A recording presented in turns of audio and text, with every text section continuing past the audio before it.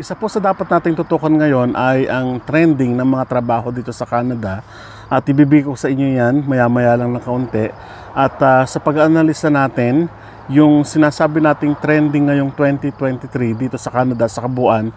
Ang sabi po ng Randstad ay may ilang mga trabaho na natanggal doon sa listahan nila at mayroon din namang na-retain o mas marami yung na-retain na trabaho sapagkat inaakala nila o mayroong pagkakataon na makapag-hire ito ng mas maraming workers from outside Canada. Pag-uusapan po natin ngayon ay yung best jobs in Canada in 2023 according po sa Randstad. There have been many changes in the labor market during 2022 and we'll continue to see changes throughout 2023. At the same time, we don't see the great resignation going anywhere anytime soon. With employers in many industries struggling to fill open positions, qualified candidates have good chance of landing the jobs they want most.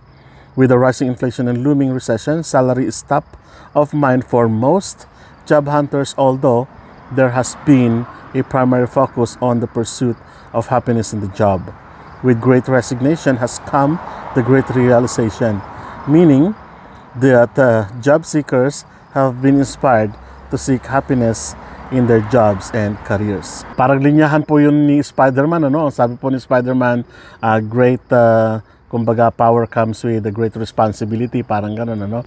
At totoo naman po yan, noong mga panahon na nagbukas, sabi natin during pandemic ay nagkaroon ng kawalan ng trabaho. Maraming nag-resign.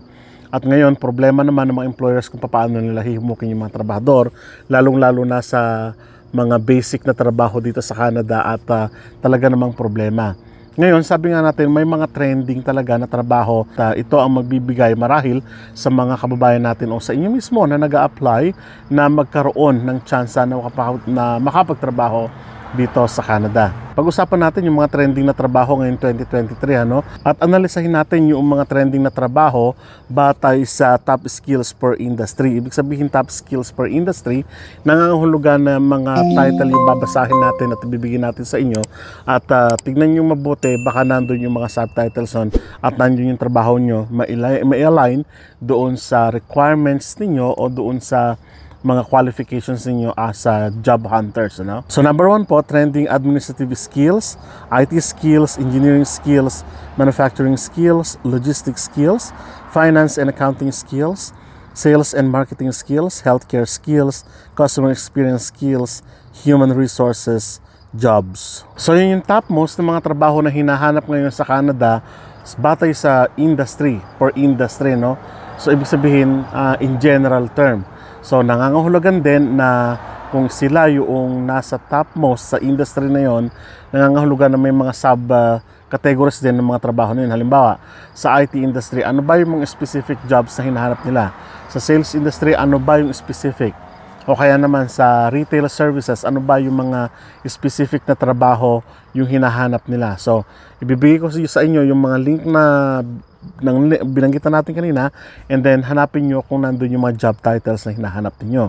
At yun ang magagamit ninyo later on sa paghahanap ninyo ng NOC. Ayon po yan sa Randstad.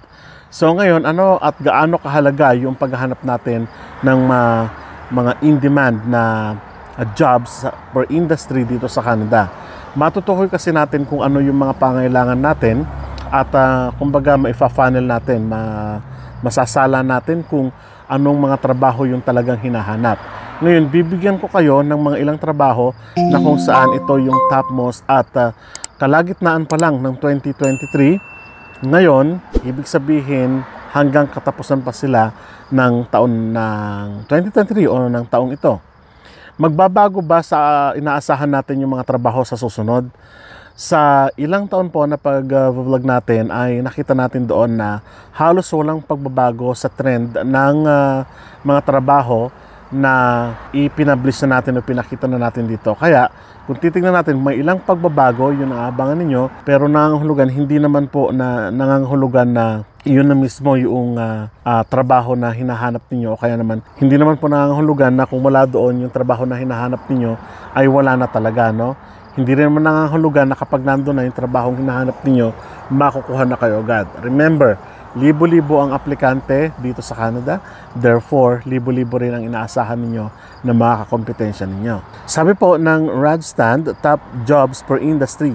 They provide the data you need to find the best jobs to apply for 2023. So ito na po yung mga trabaho na trending ngayon. IT jobs. Kahit ano pang IT jobs yan, i-browse nyo lang po kung anong po pwede doon o mga sub-category ng IT jobs. Engineering jobs, manufacturing jobs, logistic jobs, finance and accounting jobs, sales and marketing jobs, healthcare, customer experience jobs, human resources jobs, and administrative jobs. So yung binanggit ko sa inyo ay per industry naman yon. Yung nauna kanina, that is per skill. Kung mapapansin po ninyo, halos hindi nagkaiba yung skill doon sa per industry. Ngayon, hanapin naman natin yung mga trabaho talaga. Ibig sabihin, top 15 na trabaho na po pwede nyo applyan. Sabi ko kanina, hindi ko mo wala dito o nandito ay makakahanap na kayong trabaho. So nangangahulugan lang na malaki pa rin talaga ang kompetisyon. Yan ang katotohanan. So isa-isahin po natin yung mga trabaho na po pwede at pwede nyong tignan o browse man lang. Ano? So top 15 jobs: accounting technician, administrative assistant, business systems analyst, construction project manager, customer service representative, developer, digital marketing coordinator, driver, HR manager, mechanical engineer, customer service representative, developer, digital marketing coordinator, driver, HR manager, mechanical engineer, production supervisor, registered nurse, sales associate, warehouse worker, welder. So in general po yun, no, according sa Radstad. So therefore, yung mga trabaho na yon ay magiging trending pa rin po ba sa mga susunod na panahon? Hindi po natin alam, pero ang nakita po natin tulad ng sinabi natin sa inyo ng mga nakararaan, na yung mga trabaho nung mga nakaraan na i-publish natin ay halos pareho pa rin at hindi pa rin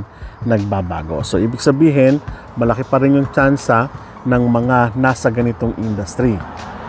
So ano pang hinihintay natin? Subukan po natin yung opportunity na ito dito sa Canada using different platform.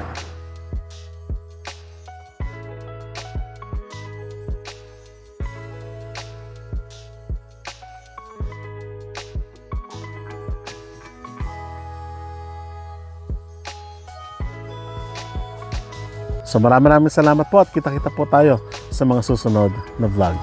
Hanggang sa muli.